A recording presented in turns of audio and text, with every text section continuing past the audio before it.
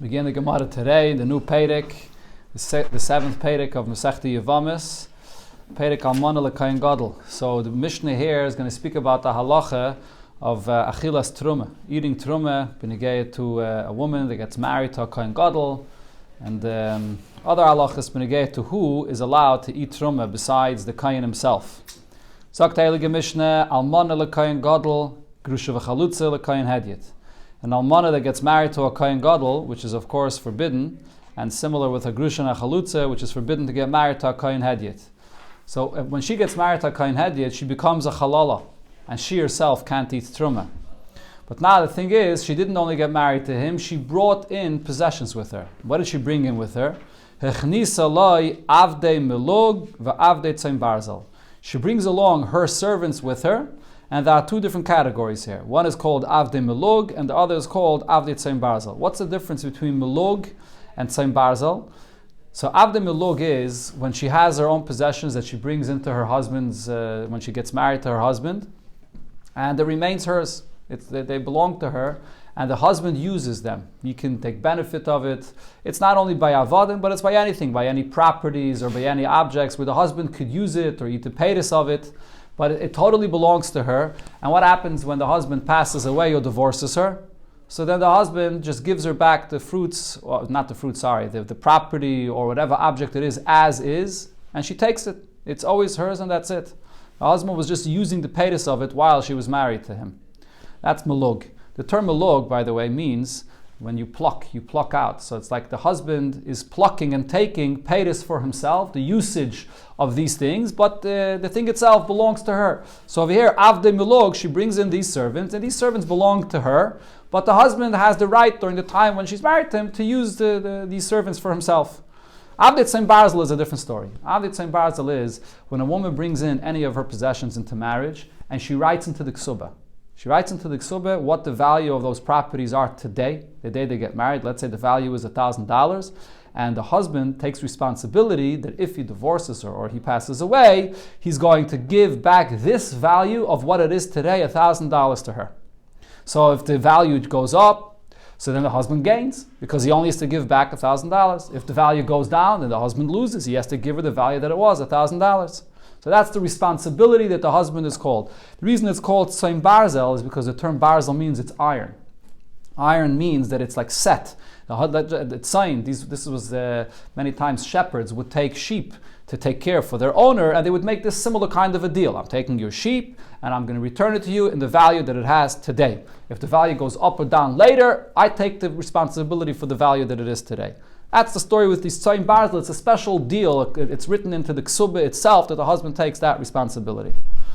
So now the woman, this woman here that got married to the Kohen, and she wasn't allowed to get married to this Kohen, she brings in with her Avdei Milug and Avdei Tzaim Barzel. So what's the halacha? Avdei Milug, so those avodim that she brings in that are Avdei Milug, that the husband only could use, but it's still really her avodim, lo yochlu b'truma. They will not be able to eat truma. Why can't they eat truma?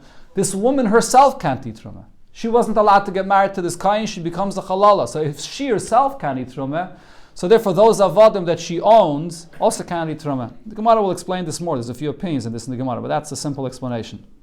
Tzaim Barzel, but Avdei Tzaim Barzel that is, but those avodim that she brought into the marriage and were written into a contract that the husband takes full responsibility for it, so then yoichlu, they could eat truma, even if she herself can't eat truma, but these avodim now practically belong totally to the husband. So if they belong totally to the husband, the halacha is, just like a woman that's married to a Kohen could eat truma, avodim that are owned by a Kohen could also eat truma. The halacha of eating truma is learned from the words kinyan kaspai, as we'll see in the Gemara. So if this Kohen here owns these avodim, it's kinyan kaspai, so they can eat truma. Now the Mishnah explains the difference between milug and nichse tzaim barzel regarding these avodim here. This is what it means that she brings in these slaves that are called milug. In meisu meisula, if they died, then it's her loss. If their value went up, it's her gain. That's like I said, it's still hers. The husband is just using it, but whatever they themselves, their value up and down, that's all hers. So aval pishahu chayev v'mezaynoisan, even if the husband is the one, because he's using them, so therefore in return, he's the one that has to feed them, but nevertheless, they still can't eat truma. Like I said, they don't really belong directly to the husband. They belong to her. He's just using them. What are avdit barzel? In mesu. These over here, there's this contract that is written into the ksubah that if they die, it's his loss. He's going to have to give back, reimburse her with that value that they made up at the time of when they wrote the ksubah. If their value goes up, hisiru lois, and then he gains because he only has to give back the value that he was written to the ksubah. So since the husband is the one that took this full responsibility for these avadim, so then so therefore it's like he owns them directly, and therefore it's his avadim. So they eat truma like any eved that's owned by a kohen. Talk to Mishnah weiter. So this was all. The Mishnah began with sort of the unusual case, with a woman that got married to a kohen and she was puzzled. She was not allowed. How about the regular case? Bas Yisrael shenisas l'kohen. A Bas Yisrael that gets married to a kohen, so she's allowed to be married to him. And vechnisa loy avodim, and she brings along with her also avodim. Bein avdei melug, whether she brought avdei melug, bein avdei tzem barzel, whether she brought avdei tzem barzel, harei elu yoichle b'trumah. In both cases, they eat trumah. What's the reason for this halacha? So the avdei tzem barzel eat trumah because it's like they're owned directly by the husband, by the kohen.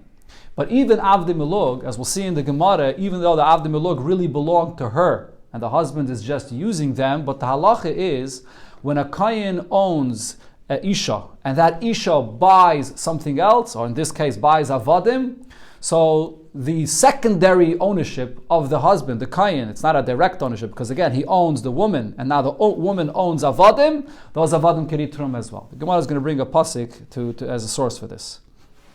Now, in the opposite, what happens if it's bas kohen? Not a Bas Yisrael, but a Bas Kohen. Now, a Bas Kohen could always eat Truma from her father's house. But Nashanisis li Yisrael, she gets married to a Yisrael. Once she leaves her father's house and she gets married to a Yisrael, she can't eat Truma.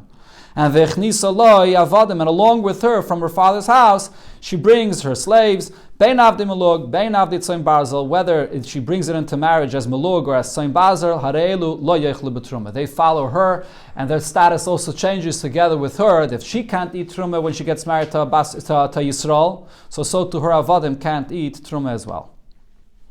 So the Gemara will go back to the first case of the Mishnah. The Almana that got married to a Kohen Gadol, or the Grusha Chalutza that got married to the Kohen Hedyet, and she brought in with her Avdei Melog, which are really her Avadim that her husband is just using. So the Mishnah said that they cannot eat Truma. Avdei Melog lo yechle b'truma. So we said in the Mishnah that those Avdei Melog in this case can't eat Truma. But Amai, why not? We have the following rule regarding getting married to a Kohen. Lehevi kekinyanoi shekana kinyan. If the kohen acquires someone, whether a wife, whether a slave, and now that wife or slave went and acquired someone for themselves, so that's a secondary kinyan to the kohen, that individual could also eat truma. And where's the source of this? The Gemara brings it, the Braisa, that brings the pasuk, the Tanya, it says in the Braisa, Minayin lekohen shenasi isha. From where do we know a kohen that gets married to a wife, and the kon avodim, or he bought that is slaves, sheyechlu b'truma. So that wife or that eved could eat truma. Shenema, the pasuk says, v'kayin kiyikne nefesh kinyan kaspoy hu yochal boy. A kohen that buys and acquires somebody, so that person could eat truma together with the kohen. So a wife is an acquisition, and avodim are an acquisition, so therefore they can eat truma. But now the Braisa says it goes further. So this wife that's married to the kohen, she went ahead and bought and acquired her own slaves. Or va'avadav shekano avadim, if the kohen owns slaves and those slaves went ahead and bought their own slaves. Rashi says usually this is not possible. Usually if slaves buy slaves, it's owned directly by the master. But there is a case that Rashi says that if someone gives any of these slaves a gift with a condition, al manas, that your master has no rights to this, that it should be your slaves to help you, so then the slaves can buy slaves for themselves. So the halacha here is sheyoichlu b'trumah, that even those acquisitions also can eat truma from the kohen. So the wife's avadim, or the avadim's of that belong to the kohen, it could also eat truma. From where do we know this? So we learn it from the same pasuk as well, and there's extra words here. Shenema, the pasuk says, v'kohen ki yikne nefesh kinyan kaspoy. So Rashi says the words kinyan kaspoy are extra. Could have said v'kohen ki yikne nefesh hu yechal boy. What is it? Why does it have to say kinyan kaspoy? So from this we learn out, kinyanai shekana kinyan eichel, that if the Kayin acquired somebody, and then that individual that he acquired, whether his wife, whether an Eved, went and acquired someone else that they now own, they are a secondary ownership to the Kayin, they could also eat Truma. Rashi says the way you darshan this pasuk is, it's as if the pasuk wrote, the Kayin ki yikne kinyan kaspoi nefesh. That kinyan kaspoi that the Kayin bought, went and bought another nefesh that they own. So now that secondary ownership could eat Truma from the Kayin. So what's the Gemara's question? So over here in the Mishnah, when the Almana gets married to Kohen Gadol, or the Grusha Chalutza gets married to the Kohen Hedyet, so this is a woman that's owned by the Kohen. That's a Kinyan Kaspai. And now she brings along a Avdei Melug. She brings along Avadim that she owns. What does it say in the Mishnah? The Avadim can't eat Truma because she owns them. So the Gemara is questioning the whole premise of this. Why, if she owns them, can't they eat Truma? The halacha is that if a Kohen acquires a woman and that a woman acquires an Eved, the Eved can eat as well. So in the Mishnah, this halacha should apply as well, that the Avdei Melug should be allowed to eat Truma. So the Gemara answers, no, over here it does not apply. Why? Because you have the following rule. Kala oichel machel. If the first acquisition, in this case the wife, if she herself through this marriage could eat, so then machel. So then, whoever she acquires, if she brings along avadim with her as well, she will cause that they should be allowed to eat from the term of the kain as well. But kol she'ein oichel, if the first acquisition, the wife, she can't eat because she's not allowed to get married to this kain, she becomes a halala, so then ein a meichel. So then the secondary acquisition that she brings along the avadim with her can't eat either. That's the difference. That's the halal. That's the reason for this halach here. So the Gemara asks on this whole premise.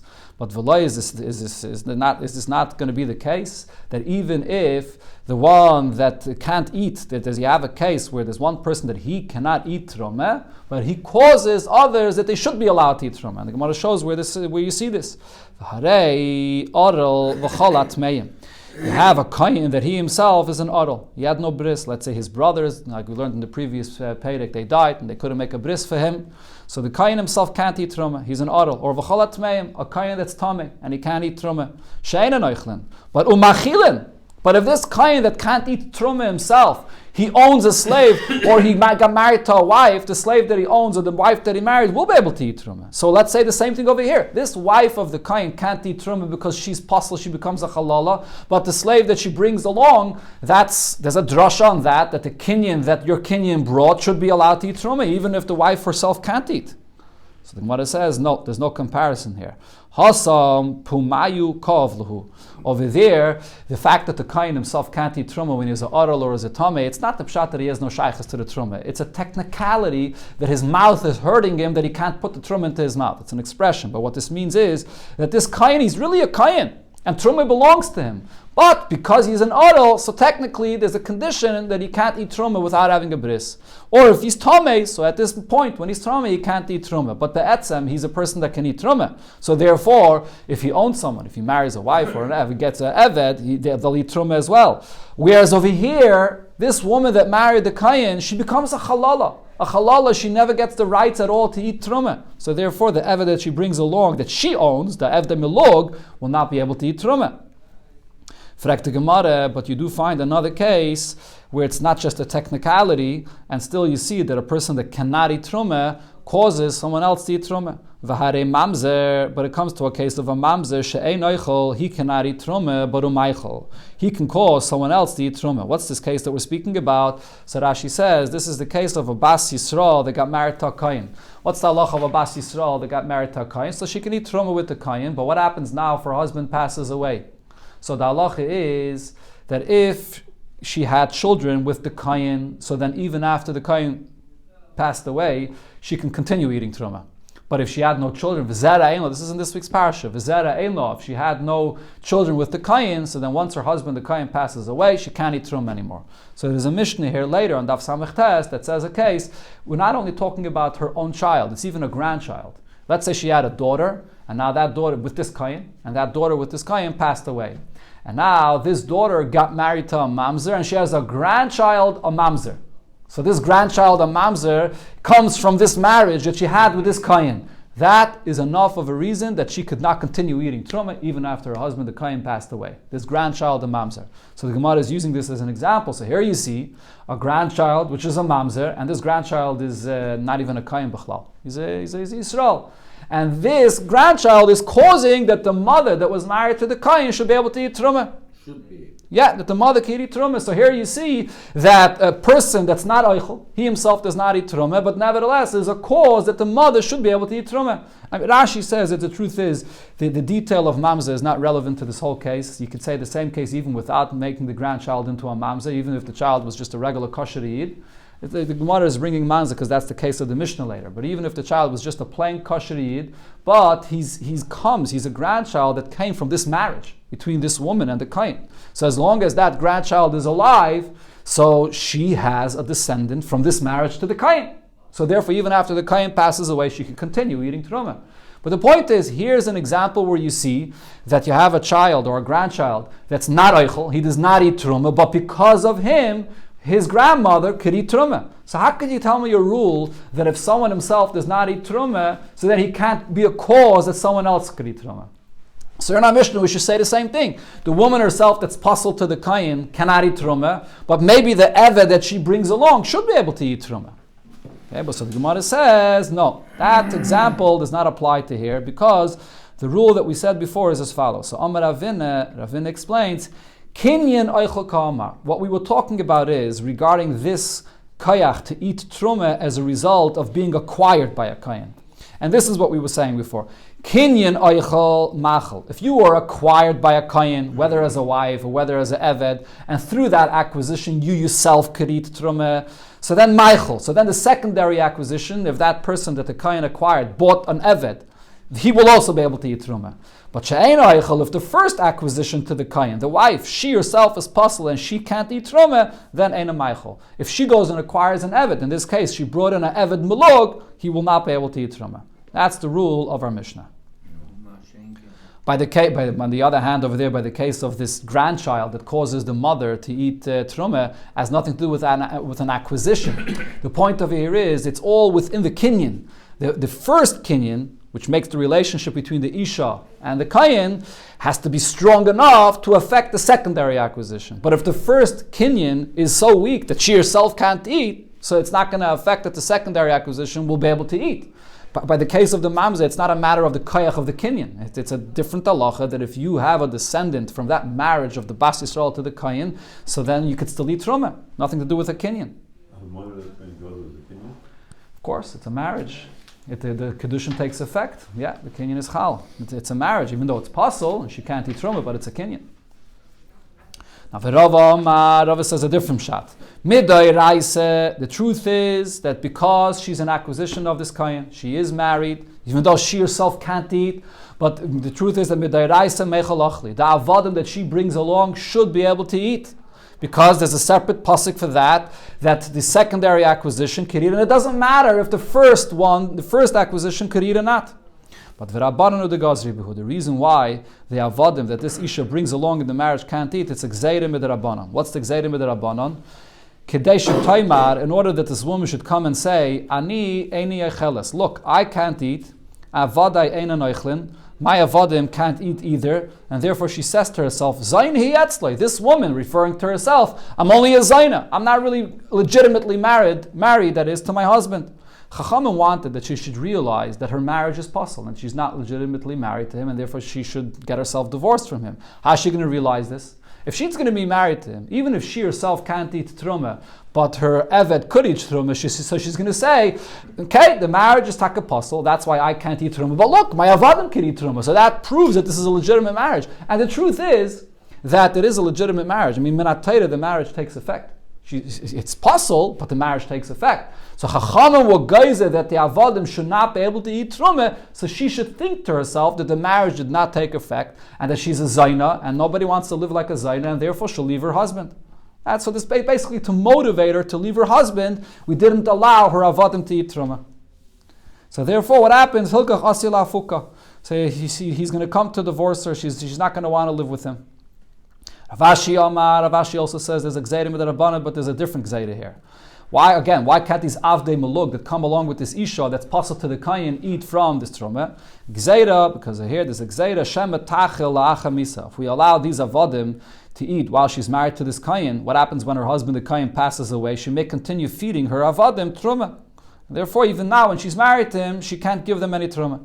So the Gemara right away asks in this, if that's the concern, so elamiyata, if so, this is not only over here in this case by this pasala marriage. So if so, bas yisrael shenisas l'kayin.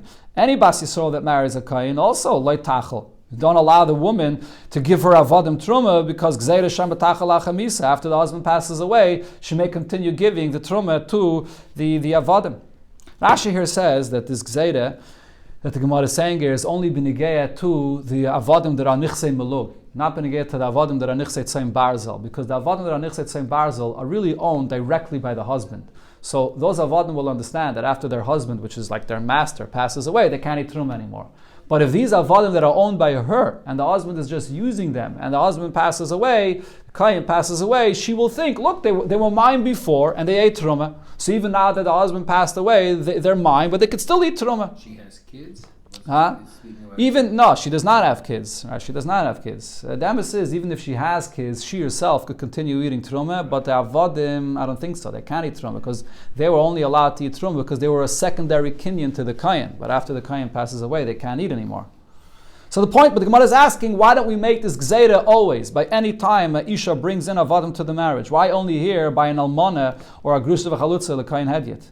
So the Gemara explains the gzeira. Elam Rav Ashi says this is the gzeira that he meant to say. Balmana kohenes. We're not speaking about any almana bas Yisrael, but we're speaking about an almana. She herself is a kohenes. What happens with an almana that's a kohenes?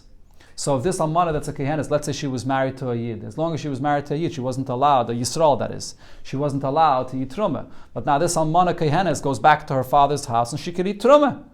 Right, and now this almana kohenes that's eating truma in her father's house, she could eat truma, her avodim could eat truma, and now she's getting remarried a second time. Now the asya lo yiruye, she's going to come and say and make the following mistake: Meikara achli betruma de beinasha. Before I was an almana and I went back to my father's house and I was able to eat truma over there, and my avodim were able to eat truma there as well with me. In Sivilei Lahai, now I get married to this individual, to this kayin. So this is a kohenes that's getting married to a kayin, or if it's an almana, she's getting married to a kayin gadol. So achli betrume de gavroi. So now my avodim, they could continue eating truma. They're eating truma from my husband. And now, what happens when this kayin passes away? So she'll say, now if the kayin passes away, I'm going to go back to my previous status. Just like before I was an almana, and I went back to my father's house, my avodim were able to eat truma together with me. So now when I become an almana a second time from this kayin gadol that I married, so my avodim could continue eating truma. V'lo she's not going to realize that there's a big difference. The first time she was an almana and she went back to her father's house, she wasn't a halala. Her husband died. And she went back to her father's house, so she could eat truma, her avodim could eat truma. When she got remarried a second time, and now she was an almana that got married to a kohen gadol, she made herself a halala. Once she made herself a halala, so therefore if she can't eat truma, her avodim can't eat truma either when she goes back to her father's house. Once she goes back to her father's house, she could never eat truma again. Usually a woman a kohenes that goes back to her father's house could eat truma, but not if she becomes a halala. So if she's a halala and she can't eat truma, so going back to her father's house, her avodim cannot eat truma. So this is the case that we're concerned of, that she'll make a mistake, that she'll think that her avodim could still eat truma. If she's an almana and gets married to a kohen, you still cannot. If she's an almana and she got married to a regular kohen, then that's okay. That's fine. Here we're talking about an almana l'kohen gadol. I mean, the Gemara is giving this example here of the almana to the kohen gadol, but it's the same thing with agrusha v'chalutza l'kohen hedyet. The same thing. Okay, so the Gemara says this is all a gzeira regarding an almana that's a kohenes. So teinach almana kohenes. So we have this gzeira. Almana bas Yisrael maya kalamema. By an almana which is a bas Yisrael, this whole gzeira doesn't apply. That she thought that before she could eat truma, and that almana bas Yisrael couldn't eat before truma. So the Gemara says, Bal Manusa loy pligi. Chachamim made this gzeira regarding an almana of a kohenes, and then loy pligi, they didn't make a difference, and they applied the gzeira by any almana, or even also by a grushna chalutza, by any psula that gets married to a kayin, that were concerned that she'll make this mistake, and therefore even by a bas Yisrael, we apply this gzeira. like pligi rabbanon. Okay, now the Gemara goes back to the concept of tznichsei tzoyim barzel that was mentioned in the Mishnah, and here the Gemara will bring a very fundamental machlokes beneged to the status of those possessions that a woman brings into the marriage, and they're written into the ksubah that the husband takes full responsibility over it, that when he passes away, he's going to give her exactly the value the way it is today. So Itma, we learned this machlokes hamachneses shum lebaylo. This is another expression that's used for nichsei tzoyim barzel. She brings in possessions into the marriage, and shum, it's evaluated for what it is, and the husband takes responsibility for it. So now what happened? The husband passed away, or the husband divorced her, and he emedes, she comes and says, Keila yanin naiteles, I want to take those very possessions themselves, the vessels, I want to have the objects itself. Because that's what we made up, that you're going to give me this itself as is, so now I want it itself. He comes and says, no, I took responsibility to give you the value of what they are today, but I want to keep the possessions that you brought in for me, and I'll give you the value of it. So hadin imi, who has the right of whose argument is right? Whose argument do we accept? Rav Yudah says, hadin ima, she's right. She can take the kalim itself that she brought in. That's what the deal is, and she gets them. Rabami says, no, hadin imai. He's right, that the deal was that he's responsible to give her the exact value of what they are, but the kalim itself, the husband can keep. At the time of marriage, right? We're talking over here when he divorces her, or he passes away. What Tzayim Baraz means that you're going to give the value that it was at the time of marriage, yeah. So the Gemara explains the machlokes. Rav Yudah ma dinima. Rav Yudah says she's right. She could take the kalim itself, mishum shvach beis avia, because this is the assets that she brought from her father's house, and therefore it's very, very valuable to her. Why was she making this whole deal? She was making this whole deal that the husband should give it back to her as is, because these are very valuable assets from her father's house. So therefore the point of the deal is that she should be able to take back this itself. Ravami says, no, adin imai. He's right, because the nature of the deal is different. Kivin da mamar, since when the Mishnah here, we just learned, describes what nichsei tzoyim barzel is, what did the Mishnah say? That she brought in avodim into the marriage, and now in Meisu, if those avodim died, Meisu loy, he's going to be responsible to reimburse her for them, their value. If the value went up, he siru loy, he gains from that because he only has to give the value that they were at the time of marriage. And then the Mishnah concludes, Hoyel v'chayev b'achriyusan, since the husband, the kayin, took full responsibility, therefore yaichlu, they could eat truma with him. So Rashi says, the Gemara is proving from this last point of here, why could these avodim that she brought in eat truma with him, even though she can't eat truma, she's puzzle? So the reason is because the husband owns those avodim directly. They're like his. He took the full responsibility over them. The gain, the loss is all his. So they become like his avodim. And therefore, Rav Yehuda understands from this that, again, not Rav Yehuda, Rav Ami understands from this that if it's his avodim, he gets to keep the avodim if he wants, and he pays her the value of it. And the same with any possessions that she brought into the marriage, that he took the responsibility for them, so the possessions itself becomes his, and he just has to pay the value of it to her. He took the responsibility of the value, not of it. He took the responsibility. Of the value, not of it. And so what happens with it itself? It's his. He keeps them. Right. It keeps them. Okay, so that's exactly that's the point that Rav Ami is saying. So Rav Safra argues on this raya from the Mishnah. Does the Mishnah say these words? Does the Mishnah say that those avodim that she brought in becomes mamish his? It doesn't say becomes his. It says hoyel v'chayev b'achriyusan. Since he took full responsibility over them, that the gain is his gain and the loss is his loss.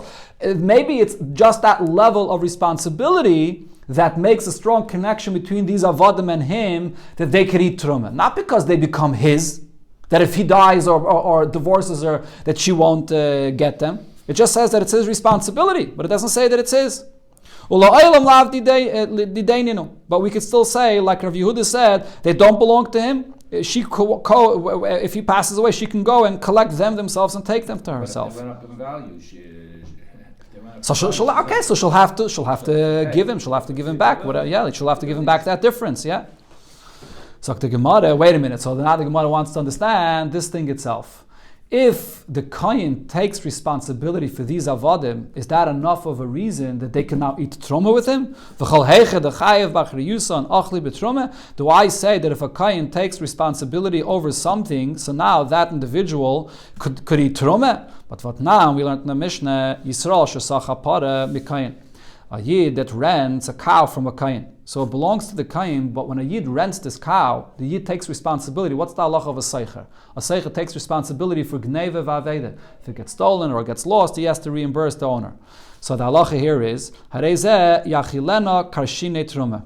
So because it really still belongs to the Kohen. The Yid took responsibility over it, but it belongs to the Kohen. So if it's a cow of the Kohen, it can eat vetches of truma like a cow that belongs to the Kohen.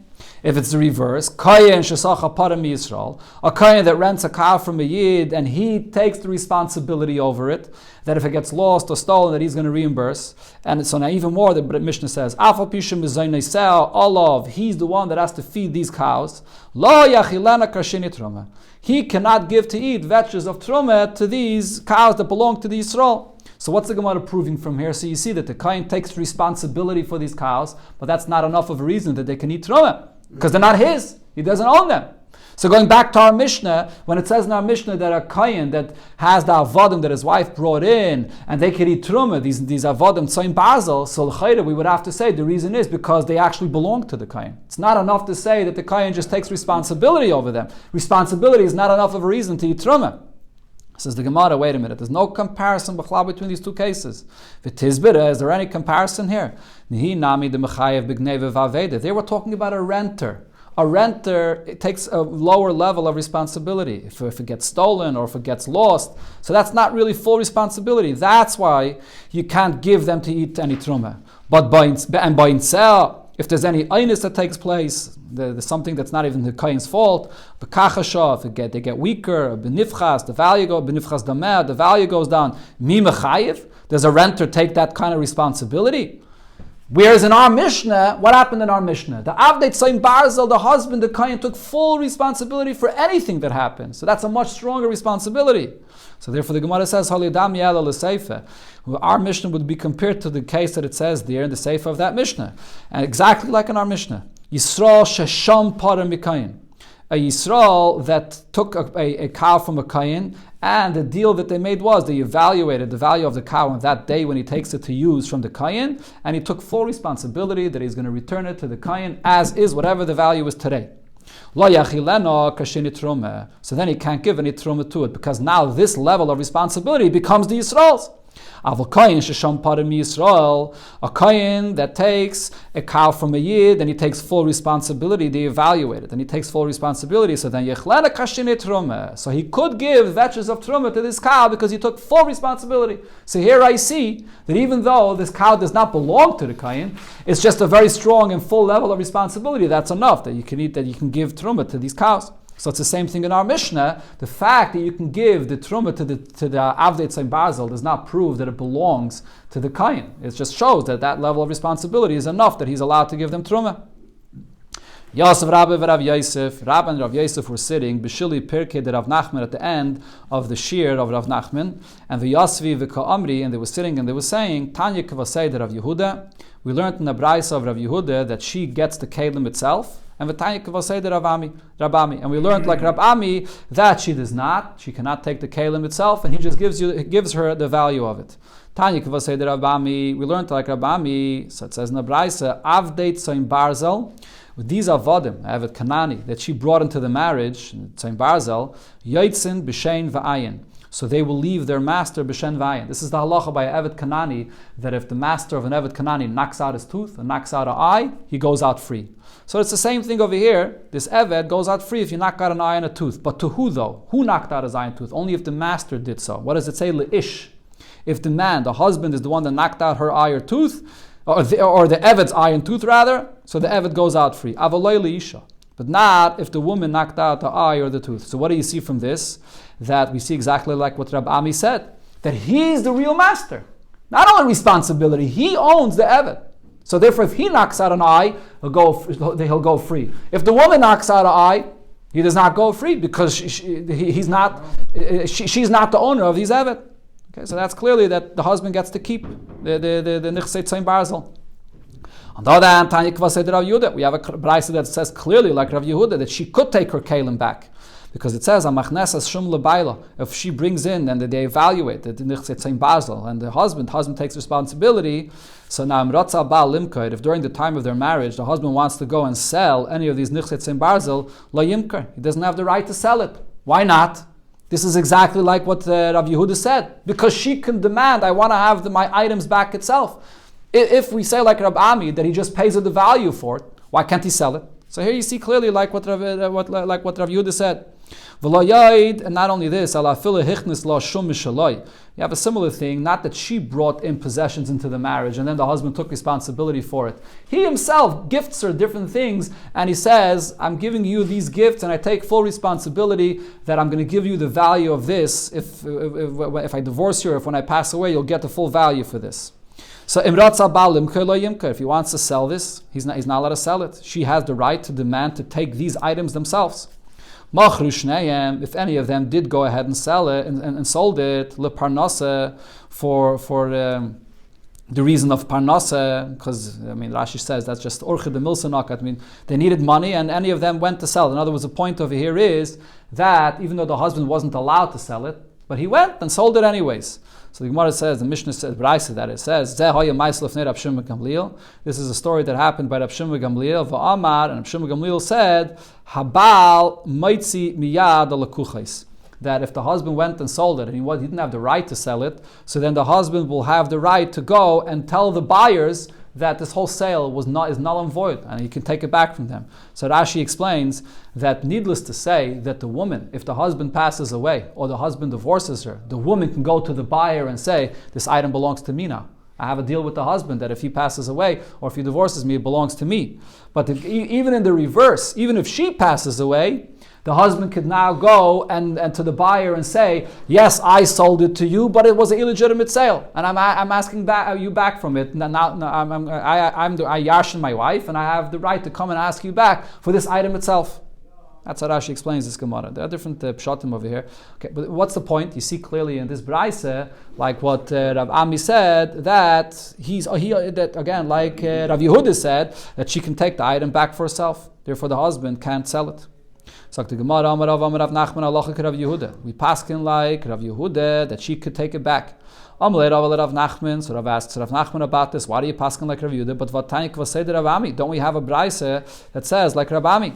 So he told him, Afakav the Tanya Kvasei de Rav Ami. Yes, we have a brayse like Rav Ami, but nevertheless, mistavre time de Rav Yehuda. The reasoning of Rav Yehuda is very logical. Mishum shvach beisavia. The whole reason she's making this deal with him, that he should give it back to her, is because these are assets that she values. It came from her father's house, and she wants to be able to get back it itself if he passes away or divorces her.